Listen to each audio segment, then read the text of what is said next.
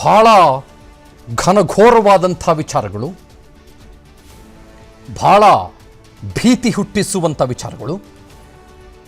ಇಷ್ಟು ದಿನ ಊರಲ್ಲಿರೋರೆಲ್ಲ ಏನ್ರಿ ಈ ಮೀಡಿಯಾದವ್ರಿಗೆ ಮಾನ ಮರ್ಯಾದೆ ಇಲ್ಲ, ಮಾಡೋ ಕೆಲಸ ಇಲ್ಲ, ಸುಳ್ಳು ಪಳ್ಳು ಹೇಳ್ತೀರಿ ಅಂತ ಹೇಳ್ಕೊಂಡು ತಿರುಗ್ತಾ ಇದ್ದವ್ರಿಗೆಲ್ಲ ಈ ಒಂದು ರಿಮ್ಯಾಂಡ್ ಅಪ್ಲಿಕೇಶನ್ನಲ್ಲಿರುವ ಅಂಶಗಳು ಬಹಳ ನೀಟಾಗಿ ಎಕ್ಸ್ಪ್ಲೈನ್ ಮಾಡಬೇಕಾಗಿದೆ. ಈ ಇಡೀ ಪ್ರಕರಣ ಒಬ್ಬ ಸೆಲೆಬ್ರಿಟಿ ಅಂತ ಕರೆಸ್ಕೊಳ್ಳುವ ಸೆಲೆಬ್ರಿಟಿಯ ಇನ್ವಾಲ್ವ್ಮೆಂಟ್ ಇದೆ ಅನ್ನೋ ಕಾರಣಕ್ಕೋಸ್ಕರನೇ ಎಸ್ ಅಫ್ಕೋರ್ಸ್ ಇದು ಬೇರೆ ಹಂತ ಪಡೆದುಕೊಳ್ತು, ಬೇರೆ ಆಯಾಮ ಪಡೆದುಕೊಳ್ತು, ರೋಚಕತೆ ಮತ್ತೊಂದು ಮಗದೊಂದು ಅಂತ ನೀವೇನೇನೆಲ್ಲ ಹೇಳ್ತೀರಲ್ಲ ಅದೆಲ್ಲವೂ ಕೂಡ ಪಡೆದುಕೊಳ್ತು. ಆದರೆ ಇಲ್ಲಿ ಯಾವುದು ರೋಚಕತೆಗೊಳಿಸುವಂಥ ಪ್ರಶ್ನೆ ಮೀಡಿಯಾ ಹೌಸಸ್ಗಳಿಗೆ ಬರೋದೇ ಇಲ್ಲ. ಇವತ್ತು ಪ್ರಬಲವಾದ ಕೆಲವು ವಿಷಯಗಳನ್ನು ನಿಮ್ಮ ಮುಂದೆ ಇಟ್ಬಿಡ್ತಾನೆ. ನಂಬರ್ 1, ಅದು ಯಾರಿಂದನೋ TRP ಗಿಟ್ಟಿಸ್ಕೊಳ್ಬೇಕಾದಂಥ ಹಪಾಹಪಿ ದರ್ದು ಯಾವನಿಗೂ ಇಲ್ಲ. ಯಾರಿಂದಾನೂ TRP ಗಿಟ್ಟಿಸ್ಕೊಳ್ಬೇಕಾದಂಥ ದರ್ದು ಇಲ್ಲವೇ ಇಲ್ಲ. ಸತ್ಯ ದರ್ಶನ ಏನು ಅನ್ನೋದನ್ನು ಜನರ ಮುಂದೆ ಇಡಬೇಕಾದಂಥ ದರ್ದು ನಮ್ಮದು. ಇವ್ರದ್ದು ನಾಟಕ, ನೌಟಂಕಿ, ದೌಲತ್ತು, ನಾಲಾಯಕ್ತನ, ನೀಚತನ, ಅಧಮತನ, ಪರಮ ಭಂಡತನ, ಈ ಭಂಡತನಕ್ಕೆ ಸಾಕ್ಷಿಯಾಗಿ ಪೊಲೀಸರ ರಿಮ್ಯಾಂಡ್ ಅಪ್ಲಿಕೇಶನ್ನು ಇಲ್ಲಿದೆಯಲ್ಲ ನನ್ನ ಕೈಯಲ್ಲೇ. 2 ದಿನ PC ಹೋಗಿದಾರಲ್ಲ 4 ಜನ ಇನ್ಕ್ಲೂಡಿಂಗ್ ಡಿ ಬಾಸ್ ದರ್ಶನ್, ಯಾಕೆ ಅನ್ನೋದಕ್ಕೆ ಸಾಕ್ಷಿ ನುಡಿತಾ ಇದ್ದಾವೆ. ಏನ್ರಪ್ಪ ಮೀಡಿಯಾದವರೆಲ್ಲ ವಿರುದ್ಧ ನಿಂತ್ಕೊಂಡ್ಬಿಟ್ಟಿದ್ದೀರಿ, ನಮಗೆ ಏನ್ರಿ ಆಗಬೇಕು ಒಬ್ಬ ಮನುಷ್ಯನ ವಿರುದ್ಧ ನಿಂತ್ಕೊಂಡು? ಏನಾಗಬೇಕ್ರಿ ರೇ? ಓ ನೀವೆಲ್ಲ TRP ಗಿಟ್ಟಿಸ್ಕೊಂಡ್ಬಿಡ್ತೀರಿ. ಕಮಾನ್ ಮ್ಯಾನ್, ಸುಮಾರು ವರ್ಷಗಳ ಕಾಲ, ಸುಮಾರು ತಿಂಗಳ ಕಾಲ ಇದೇ ನಟ ಯಾವ ನ್ಯೂಸ್ ಚಾನಲ್ ಕೂಡ ಬರ್ತಾನೆ ಇರಲಿಲ್ಲ. ಆಮೇಲೆ ಇವರೇ ಟ್ವಿಟರ್ನಲ್ಲಿ ಅದೇನೋ ಕ್ಷಮೆ ಬರೆದು ಒಂದು ಪತ್ರ ಬರೆದು ಎಲ್ಲ ಆದಮೇಲೆ ಬೇರೆ ಬೇರೆ ಚಾನಲ್ಗಳಲ್ಲಿ ಬರೋದಕ್ಕೆ ಶುರುವಾಗಿದ್ದು. ಅವಾಗೇನು ನಮಗೇನು TRP ಬರ್ತಾ ಇರಲಿಲ್ವಾ? ಇಟ್ಸ್ ನಾಟ್ ಅಬೌಟ್ TRP ರೇ, it's about HRP, heart rating point, not television rating point. ನನ್ನ ಹಾರ್ಟ್ಗೊಂದು ರೇಟಿಂಗ್ ಪಾಯಿಂಟ್ ಇದೆ. ಆ ರೇಟಿಂಗ್ ಪಾಯಿಂಟ್ ಏನು ಗೊತ್ತಾ? ಕ್ರೌರ್ಯ ಯಾರಾದರೂ ಮಾಡಿದ್ರೆ ಅದನ್ನು ಸಮರ್ಥನೆ ಮಾಡ್ಕೊಳ್ಳೋದಲ್ಲ, ಅದನ್ನು ಖಂಡಿಸೋದು ರೇಟಿಂಗ್ ಪಾಯಿಂಟ್. ನೀಚತನ ಯಾರಾದರೂ ಮಾಡಿದ್ರೆ ಅದನ್ನು ಮಜಾ ಮಾಡ್ಕೊಂಡು ನೋಡ್ಕೊಂಡು ಕೂತ್ಕೊಳ್ಳೋದಲ್ಲ, ಅಥವಾ ಹೊಗಳಿ ಹೊನ್ನ ಶೂಲ ಕೆರೆಸ್ಕೊಂಡು ಹೆದರ್ಕೊಂಡು ಹಿಂಗೆ ಕೂತ್ಕೊಂಡು ಮಾಡೋದಲ್ಲ ನಡ್ಕೊಂಡ. ಅದು ನನ್ನ ರೇಟಿಂಗ್ ಪಾಯಿಂಟು ಹಾರ್ಟ್ದು. ಟೆಲಿವಿಷನ್ದು ಆ ಕಡೆ ಬಿಸಾಕಿ ರೇಟಿಂಗ್ ಪಾಯಿಂಟು. ಬಾಂದ್ರೆ ಬಂತು, ಹೋದ್ರೋಯ್ತು, ಯಾವನಿಗೆ ಬೇಕು. ಆಮೇಲೆ ಇನ್ನೂ ಒಂದು ಜನ ಕೇಳಿದ್ರು, ಪ್ರಜ್ವಲ್ ರೇವಣ್ಣನ ವಿಚಾರದಲ್ಲಿ ಯಾಕಪ್ಪ ನೀನು ಹಿಂಗೆ ಮಾತಾಡಿಲ್ಲ? ಪ್ರಜ್ವಲ್ ರೇವಣ್ಣನ ವಿಷಯದಲ್ಲಿ ಹೇಳ್ತೀನಿ ಕೇಳಿ, ಆ ಪರಮ ಕಾಮಕನ ವಿಷಯದಲ್ಲಿ ಹೇಳ್ತೀನಿ ಕೇಳಿ, ಇದಕ್ಕಿಂತ 100 ಟೈಮ್ಸ್ ಜಾಸ್ತಿ ಮಾತಾಡಿರೋರು ನಾವೇ. ಆ ಪ್ರಜ್ವಲ್ ರೇವಣ್ಣ ಅನ್ನುವ ಮನುಷ್ಯ ಅಂತ ಕರೆಸ್ಕೊಳ್ಳೋಕ್ಕೂ ನಾಲಾಯಕ್ ಮನುಷ್ಯನ ವಿರುದ್ಧ ನೇರವಾಗಿ ಖಂಡ ತುಂಡವಾಗಿ ಮಾತನಾಡಿದವ್ರು ನಾವೇ. And nobody else. ಮತ್ತೊಬ್ರು ಯಾರು ಯಾವುದೋ ಪಾರ್ಟಿ ಹಂಗುಗಳಿಗೆ ಸಿಕ್ಕಾಕೊಂಡು ಮಾತಾಡಲಿಲ್ಲ ಅನ್ಸುತ್ತೆ, ಬೇರೆ ಬೇರೆ ಯಾರ್ಯಾರು. ನಮಗೆ ಯಾವನಿಂದ ಏನೂ ಆಗಬೇಕಾಗಿಲ್ಲ. ನಾನು ಯಾಕೆ ಇವತ್ತು ಇಷ್ಟು ರೋಷಾಕ್ರೋಶವಾಗಿ ಮಾತಾಡ್ತಾ ಇದ್ದೀನಿ ಅಂದರೆ ಕಾರಣ ನಂಬರ್ 1, ಈ ರಿಮ್ಯಾಂಡ್ ಅಪ್ಲಿಕೇಶನ್ನಲ್ಲಿ 4 ಜನರನ್ನ ವಶಕ್ಕೆ ಪಡೆದುಕೊಳ್ಳೋದಕ್ಕೆ ಇರುವಂಥ ಕಾರಣಗಳು. ಇದು ನಾನು ಹೋಗ್ಬಿಟ್ಟು ಅಡುಗೆ ಮನೇಲಿ ಕೂತ್ಕೊಂಡು ಟೈಪ್ ಮಾಡ್ಕೊಂಡು ಬಂದಿದ್ದಲ್ಲ ಸ್ವಾಮಿ. ಇದು ರಿಮ್ಯಾಂಡ್ ಅಪ್ಲಿಕೇಶನ್ ಪೊಲೀಸರು ಕೊಟ್ಟಿರೋದು ಮಾನ್ಯ 24ನೇ ACMM ನ್ಯಾಯಾಲಯದ ನ್ಯಾಯಾಧೀಶರ ಘನ ಸನ್ನಿಧಾನಕ್ಕೆ ಬೆಂಗಳೂರಿನ ಪೊಲೀಸರು ಒದಗಿಸ್ಕೊಟ್ಟಿರೋದು. ಇದರಲ್ಲಿ ಕಾರಣ ಕೊಡ್ತಾರೆ, ಒಂದು 16 ಕಾರಣ ಪ್ಲಸ್ 8 ಕಾರಣ ಈ 4 ಜನನ ಯಾಕೆ ವಶಕ್ಕೆ ಪಡೆದುಕೊಂಡ್ವಿ ಅಂತ ನಿಮ್ಗೆ ಹೇಳ್ತೀನಿ ಕೇಳಿ. ರಿಮ್ಯಾಂಡ್ ಅಪ್ಲಿಕೇಶನ್ ಅಂದರೆ ಏನು? ಯಾವುದಾದರೂ ಒಬ್ಬ ಆರೋಪಿಯನ್ನು ವಶಕ್ಕೆ ಪಡೆದುಕೊಳ್ಬೇಕು ಅಂತಂದ್ರೆ ಏನು ಕಾರಣ? That is called as remand application. Why that person is needed for remand of police or judicial custody. ಬನ್ನಿ ಶುರು ಮಾಡೋಣ. ಈ ರಿಮ್ಯಾಂಡ್ ಅಪ್ಲಿಕೇಶನ್ ಕಾಪಿ ನಿಮ್ಮ ಮುಂದೆ ನಾನು ಇಡ್ತೇನೆ. ಒಂದೊಂದೇ ಅಂಶಗಳನ್ನು ನಾನು ಓದ್ತಾ ಹೋಗ್ತೇನೆ. A to Z, pin to elephant. Let's begin. ನನ್ನ ಹೆಸರು Chandan Sharma. Let's begin the show ನಾವು. ಮತ್ತೆ ದರ್ಶನ್ ವಶಕ್ಕೆ ಪಡೆಯಲು ಸ್ಫೋಟಕ ಕಾರಣಗಳು ಏನು? ದರ್ಶನ್ ಖಾಕಿ ಕಸ್ಟಡಿ, ಪವಿತ್ರ ಜೈಲು ಸೇರಲು ಕಾರಣಗಳ ಸ್ಫೋಟಕ ಡೀಟೇಲ್ಸ್. ಡಿ ಗ್ಯಾಂಗ್ ಪೊಲೀಸ್ ಕಸ್ಟಡಿಗೆ ನೀಡಿದಂತಹ ಕಾರಣಗಳ ಎಕ್ಸ್ಕ್ಲೂಸಿವ್ ಡೀಟೇಲ್ಸ್ ನಿಮ್ಮ ಮುಂದೆ ಇಡ್ತಾ ಇದ್ದೀವಿ. ದರ್ಶನ್, ಧನ್ರಾಜ್, ವಿನಯ್, ಪ್ರದೋಷ್ ಈ 4 ಜನಕ್ಕೆ ಪೊಲೀಸ್ ಕಸ್ಟಡಿ. 17 ಆರೋಪಿಗಳಲ್ಲಿ ದರ್ಶನ್ ಸೇರಿ 4 ಜನಕ್ಕೆ ಮಾತ್ರ ಯಾಕೆ ಪೊಲೀಸ್ ಕಸ್ಟಡಿ? ಏನದು ಸ್ಫೋಟಕ ಕಾರಣ? ಸುಳ್ಳು ಪಳ್ಳು ಯಾವುದೂ ಅಲ್ಲ ಸ್ವಾಮಿ. ರಿಮ್ಯಾಂಡ್ ಅಪ್ಲಿಕೇಶನ್ ಅಲ್ಲಿ ಇರೋ ಸ್ವಾಮಿ ಬುದೆ. ಹಲೋ, ದರ್ಶನ್, ಧನ್ರಾಜು, ವಿನಯ್, ಪ್ರದೋಷ್ ಇವರೆಲ್ಲರ ಹೈ ಡ್ರಾಮಾಗಳ ಪಟ್ಟಿಯನ್ನು ಹಾಕಿದ್ದಾರೆ. 8 ಪ್ರಮುಖ ಕಾರಣಗಳನ್ನು SPP ಮುಂದೆ ಇಟ್ಟಿದ್ದಾರೆ. Special public prosecutor the daredevil Prasanna Kumar. Vistara ನ್ಯೂಸ್ನಲ್ಲಿ ಎಲ್ಲೂ ಇಲ್ಲದಂಥ ಡೀಟೇಲ್ಸ್ ನಿಮ್ಮ ಮುಂದೆ. 2 ಸಲ ಪೊಲೀಸ್ ಕಸ್ಟಡಿಗೆ ಕೊಟ್ಟಾಗ್ಲೂ ಕೂಡ ಇವರು ನಖರ ಮಾಡಿದರಂತೆ. ದರ್ಶನ್ ಮಾಸ್ಟರ್ ಮೈಂಡ್ ವಿನಯ್, ದರ್ಶನ್ ಆಪ್ತ ಪ್ರದೋಷ್, ಧನ್ರಾಜ್ ಇವರೆಲ್ಲರ ನೌಟಂಕಿ ಆಟಗಳು, ಇವರೆಲ್ಲರ ಹೈ ಡ್ರಾಮಾಗಳು ಇದೆಲ್ಲವನ್ನೂ ರಿಮ್ಯಾಂಡ್ ಅಪ್ಲಿಕೇಶನ್ ನಲ್ಲಿ ಮುಂದೆ ಇಟ್ಟಿದ್ದಾರೆ. ಎಲ್ಲ A to Z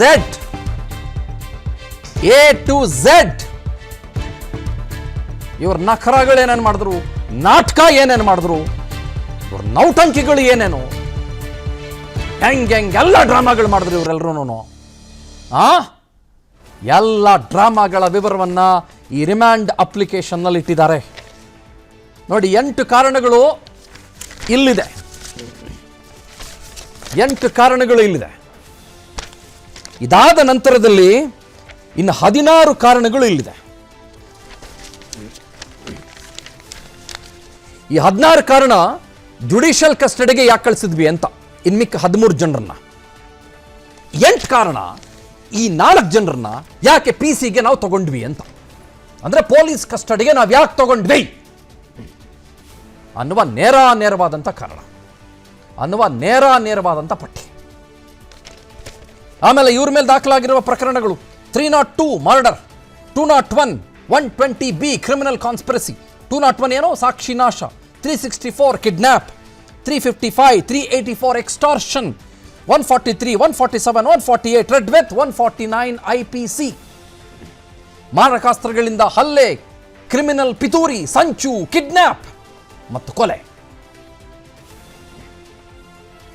ನನಗೆ ಗೊತ್ತು, ಇವೆಲ್ಲದರ ನಡುವೆ ಬೆಂಗಳೂರಿನಲ್ಲೋ ಕರ್ನಾಟಕದಲ್ಲೋ ಇದೇ ರೀತಿಯ 1-2 ಹಣಗಳು ಬಿದ್ದಿರ್ಬೋದು, ಮರ್ಡರ್ ಆಗಿರ್ಬೋದು, ಬೇರೆ ಬೇರೆ ಕಾರಣಗಳಿಗೆ ಬೇರೆಯವರು ಮರ್ಡರ್ ಮಾಡಿರ್ಬೋದು. ಏನಿದನ್ನು ಇಷ್ಟೊಂದು ರೋಚಕತೆಗೊಳಿಸ್ತೀರಿ ಅಂತ ನೀವೆಲ್ಲ ಕೇಳ್ತಾ ಇದ್ದೀರಿ ಅಂತ. ರೋಚಕತೆಗೊಳಿಸ್ತಾ ಇರೋದು ನಾವಲ್ಲ. ಸತ್ಯ ದರ್ಶನ ಮಾಡಕ್ಕೆ ಹೋದರೆ ಇಲ್ಲದೆ ಇರೋದನ್ನು ಮಾತಾಡ್ಕೊಂಡು ಕೂತ್ಕೊಂಡಿರುವ ಕೆಲವರು. ಆಮೇಲೆ ಏನು ಚಾಲೆಂಜ್ಗಳು ಹಾಕೋದಂತೆ ಮೀಡಿಯಾದವ್ರಿಗೆ. ಚಾಲೆಂಜ್ಗಳು ಹಾಕ್ಕೊಳ್ಳಿಯಪ್ಪ, ನಾವೇನು ಪರಮ ಸತ್ಯಸಂದ್ರು ಅಂತ ಹೇಳ್ಕೊಂಬಂದಿದ್ದೀನಿ ಎಲ್ಲಾದ್ರೂ. ನಾವು ಹೇಳೋದಲ್ಲ ದಿಟ ಅಂತ ಹೇಳ್ಕೊಂಬಂದಿದ್ದೀವ ನಾವೆಲ್ಲಾದ್ರೂ. ಆದರೆ ಇದು ದಿಟ, ಇದು ಸತ್ಯ. ಈ ರಿಮ್ಯಾಂಡ್ ಅಪ್ಲಿಕೇಶನ್ ಸತ್ಯ. ರಿಮ್ಯಾಂಡ್ ಅಪ್ಲಿಕೇಶನ್ ಯಾಕೆ ಬೇಕು, ನಮಗೆ ಯಾಕೆ ಬೇಕು, ಇವರು PC-ಗೆ ಪೊಲೀಸ್ ಕಸ್ಟಡಿಗೆ ಯಾಕೆ ಬೇಕು, ಇದು ಸತ್ಯ, ಇದು ಸುಸ್ಪಷ್ಟ, ಇದು ನೇರ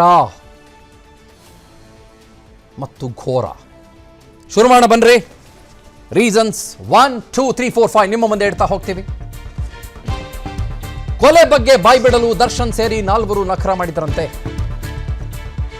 ದರ್ಶನ್, ಧನ್ರಾಜ್, ವಿನಯ್, ಪ್ರದೋಷ್ ನಖರ ನಾಟಕ. ಆರೋಪಿಗಳ ನಾಟಕಗಳ ಕುರಿತು ನ್ಯಾಯಾಲಯಕ್ಕೆ ಮಾಹಿತಿ. ಈ 4 ತನಿಖೆಗೆ ನೆಟ್ಟಿಗೆ ಸ್ಪಂದಿಸ್ತಿಲ್ಲ ಪೊಲೀಸರು ಹೇಳ್ತಾ ಇರೋದು. ಕೊಲೆಗೆ ಸಂಬಂಧಪಟ್ಟಂತ ವಿಚಾರಗಳನ್ನ ಮರೆಮಾಚ್ತಾ ಇದ್ದಾರೆ ಪೊಲೀಸರು ಹೇಳ್ತಾ ಇರೋದು.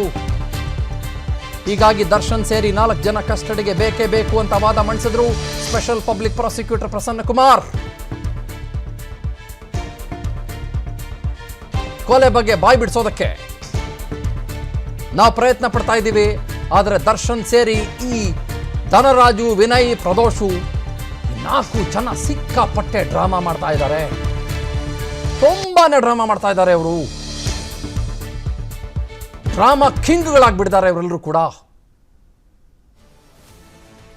ಸಂಪೂರ್ಣ ಡ್ರಾಮಾ ಕಿಂಗ್ಗಳಾಗಿದ್ದಾರೆ. And this is only on Vistara. ಗಮನಿಸಿ, this super exclusive is only on ವಿಸ್ತಾರ. ಆಮೇಲೆ ಇನ್ನೊಂದು ಹೇಳ್ಬಿಡ್ತೀನಿ ನಾನು ನಿಮಗೆ, ಸ್ಪಷ್ಟ ಹೇಳ್ಬಿಡ್ತೀನಿ ನಾನು ನಿಮಗೆ. ನಾನು ಮೊನ್ನೆ ಒಂದು ವಿಡಿಯೋ ನೋಡ್ತಾ ಇದ್ದೆ, ನಾನು ನೆನ್ನೆ ಅದ್ರ ಬಗ್ಗೆ ಮಾತಾಡ್ತಾ ಇದ್ದೆ.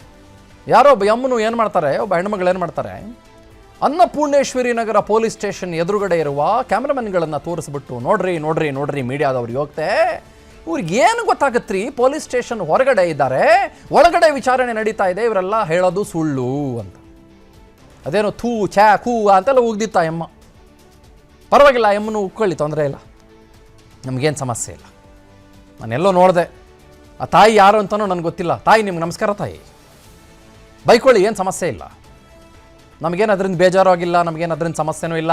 ಆಮೇಲೆ ನಾಳೆ ಯಾರೋ ಒಂದು ಮೆಸೇಜ್ ಕಳಿಸ್ಬೋದು, ಚಂದನ್ ಶರ್ಮಾ ನಿನಗೆ ಮಾಡೋಕ್ಕೆ ಕೆಲಸ ಇಲ್ವೇನೋ, ಲೇ ಕಳಿಸಿ, I don't care. Remand application ಜನರ ಮುಂದೆ ಇರುವಂಥ ವಿಷಯಗಳನ್ನು ಬಾಯ್ ಬಿಟ್ಟು ಹೇಳೋದಕ್ಕೆ ನನಗೆ ಯಾಕ್ರಿ ಹೆದರಿಕೆ? ನನಗೆ ಯಾಕ್ರಿ ಹೆದರಿಕೆ? ಯಾರಿಗ್ರಿ ಹೆದರ್ಕಂಗೆ ಕೂತ್ಕೊಳ್ಳಿ ನಾನು? Come on man, Y?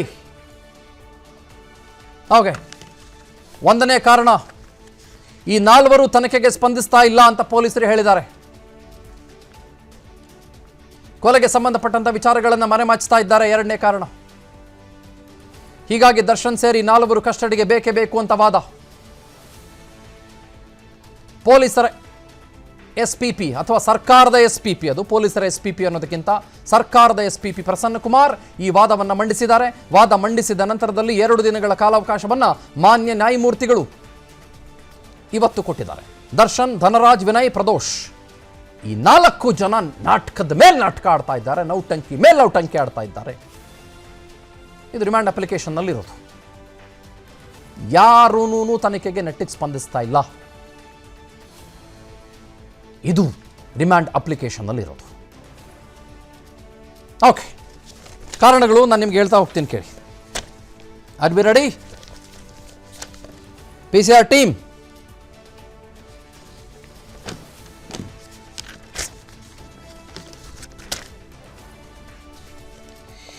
A2, A9, A10, A14 ಆರೋಪಿಗಳು ಪ್ರಕರಣದಲ್ಲಿ ತನಿಖೆಗೆ ಸರಿಯಾಗಿ ಸ್ಪಂದಿಸದೆ ಕೃತ್ಯಕ್ಕೆ ಸಂಬಂಧಪಟ್ಟಂತೆ ವಿಚಾರಗಳನ್ನು ಮರೆಮಾಚುತ್ತಾ ಬಂದಿದ್ದು, ಇವರುಗಳನ್ನು ಹೆಚ್ಚಿನ ವಿಚಾರಣೆಗೆ ಒಳಪಡಿಸಬೇಕಾಗಿರುತ್ತದೆ. ಗೊತ್ತಾಯ್ತಾ? ಇಲ್ಲಿ A2 ಅಂದ್ರೆ ಯಾರು?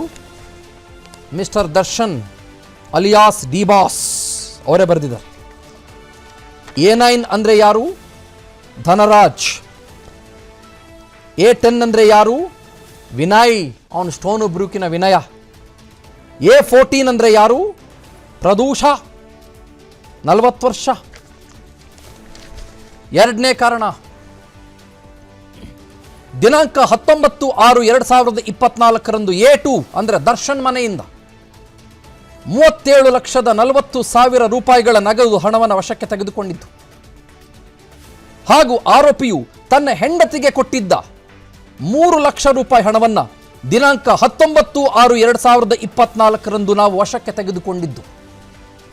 ಸದರಿ ಹಣದ ಮೂಲದ ಬಗ್ಗೆ A2 ಆರೋಪಿ ಮಾಹಿತಿಯನ್ನ ಪಡೆದುಕೊಂಡು ದಾಖಲಾತಿಗಳನ್ನು ಸಂಗ್ರಹ ಮಾಡಬೇಕಾಗಿರುತ್ತದೆ. ಅಂದರೆ ಇದುವರೆಗೂ ದರ್ಶನ್ ಅವರು ಹೇಳೇ ಇಲ್ಲ 37,40,000 ಎಲ್ಲಿಂದ ಬಂತು, ಪ್ಲಸ್ 3 ಲಕ್ಷ ಹಣವನ್ನು ಅಮಾನತು ಪಡಿಸ್ಕೊಂಡಿದ್ದಂಥ ದುಡ್ಡು ಎಲ್ಲಿಂದ ಬಂತೋ ಅವರ RR ನಗರದ ದರ್ಶನ್ ಮನೆಯಲ್ಲೇ. ದರ್ಶನ್ ಇದರ ಬಗ್ಗೆ ಇಷ್ಟು ದಿನಗಳವರೆಗೂ ಪೊಲೀಸರಿಗೆ ಯಾವುದೇ ಮಾಹಿತಿಯನ್ನು ಕೊಟ್ಟಿಲ್ಲ. ಏನ್ರಿ ಅವ್ರು ಸೂಪರ್ ಸ್ಟಾರ್ 37 ಲಕ್ಷ ದುಡ್ಡು ಇರಬಾರ್ದಾ ಅಂತ ಕೇಳ್ಬಿಡ್ಬೋದು. ಇರ್ಬೋದು, ಇರಲಿ. ಆದರೆ ಹಣದ ಮೂಲ ದರ್ಶನ್ ಹೇಳಿಲ್ಲ. ದರ್ಶನ್ನಿಂದ ಮಾಹಿತಿ ಪಡೆದು ದಾಖಲಾತಿಗಳನ್ನು ಸಂಗ್ರಹ ಮಾಡಬೇಕು. ನೆಕ್ಸ್ಟ್ ಕಾರಣ 3ಕ್ಕೆ ಹೋಗ್ಬಿಡ್ತೀನಿ ನಾನು.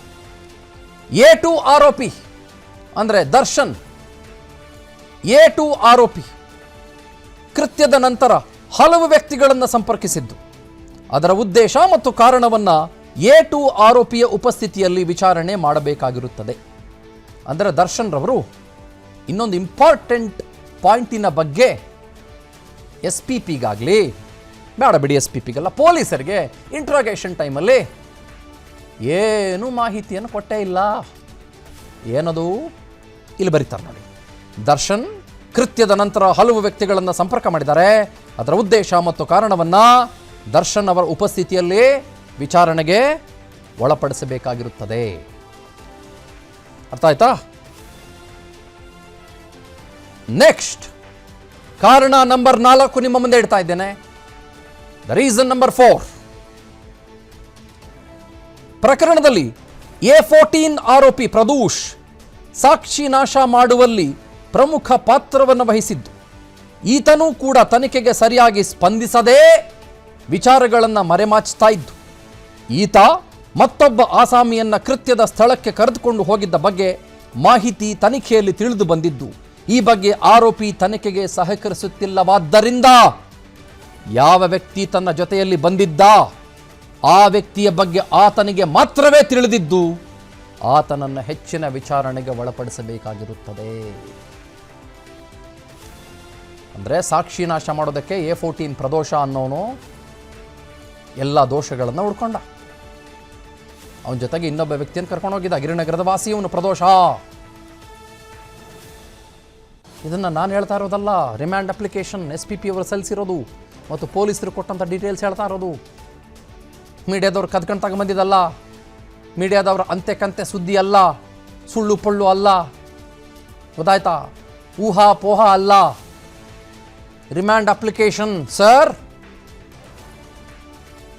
ಅವನು ಟೆಕಿ ಅಂತೆ, ಅವನು ದರ್ಶನ್ ಅವರ ಆಪ್ತ, ಗೊತ್ತಾಯ್ತಾ? ಇವನು ಯಾರನ್ನೂ ಕರ್ಕೊಂಡು ಹೋಗಿದ್ದಂತೆ. ಅವನು ಯಾರು ಅಂತ ಬಾಯ್ಬಿಡ್ತಾ ಇಲ್ವಂತೆ ಇವನು ಪ್ರದೋಷ ಅನ್ನೋನು. ಮೊದಲಿಗೆ A2, A9, A10, A14 ಇವರು ಸರಿಯಾಗಿ ಸ್ಪಂದಿಸ್ತಾ ಇಲ್ಲ. ಅದಾದಮೇಲೆ A2 ಮನೆಯಿಂದ, ದರ್ಶನ್ ಅವರ ಮನೆಯಿಂದ 37,40,000 ಸಿಕ್ತು, ಅದ್ರ ಬಗ್ಗೆ ಮಾಹಿತಿ ಕೊಡ್ತಾ ಇಲ್ಲ. 3 ಲಕ್ಷ ರೂಪಾಯಿ ಸಿಕ್ತು, ಅದ್ರ ಬಗ್ಗೆ ಮಾಹಿತಿ ಕೊಡ್ತಾ ಇಲ್ಲ. ಅದಾದಮೇಲೆ ದರ್ಶನ್ ಹಲವರನ್ನ ಸಂಪರ್ಕ ಮಾಡಿದ್ದಾರೆ, ಈ ಕೃತ್ಯ ನಡೆದ ಮೇಲೆ ಮಾಹಿತಿ ಕೊಡ್ತಾ ಇಲ್ಲ, ಯಾರನ್ನ ಅಂತ ಡೀಟೇಲ್ಸ್ ಕೊಡ್ತಾ ಇಲ್ಲ, ಉದ್ದೇಶ ಮತ್ತು ಕಾರಣವನ್ನು ಕೊಡ್ತಾ ಇಲ್ಲ. CDR GDR ಎಲ್ಲ ತೆಗೆಸಿದ್ದೀವಿ ನಾವು, ಬಟ್ ಯಾಕಪ್ಪ ಸಂಪರ್ಕ ಮಾಡಿದ್ರಿ? ಕಾರಣ ಕೊಡ್ತಾ ಇಲ್ಲ. ಮತ್ತೊಂದು 4ನೇ ಕಾರಣ, ಪ್ರಕರಣದಲ್ಲಿ A14 ಆರೋಪಿ ಪ್ರದೂಷ ಸಾಕ್ಷಿ ನಾಶ ಮಾಡುವಲ್ಲಿ ಪ್ರಮುಖ ಪಾತ್ರವನ್ನು ವಹಿಸಿದ್ದಾನೆ. ಗೊತ್ತಾಯ್ತೆ ಬುದ್ಧೆ? ಗೊತ್ತಾಯ್ತಾ ಇಲ್ವಾ? ಮೀಡಿಯಾದವ್ರ ಕಥೆನಾ? ಅಲ್ಲವೇ ಅಲ್ಲ. ನೋ, ಸುಳ್ಳು ಪಳ್ಳು ಅಂತೆ ಕಂತೆನಾ? 10 ಪೇಜ್ ಇದೆ ರೀ, ನನ್ನ ಕೈಲಿರೋದು 10 page. 10, 11 plus 12. I have 12 pages with me. Complete remand copy, A to Z details ನನ್ನ ಹತ್ರ. Nobody has accessed this remand copy. Nobody has accessed this remand copy at all.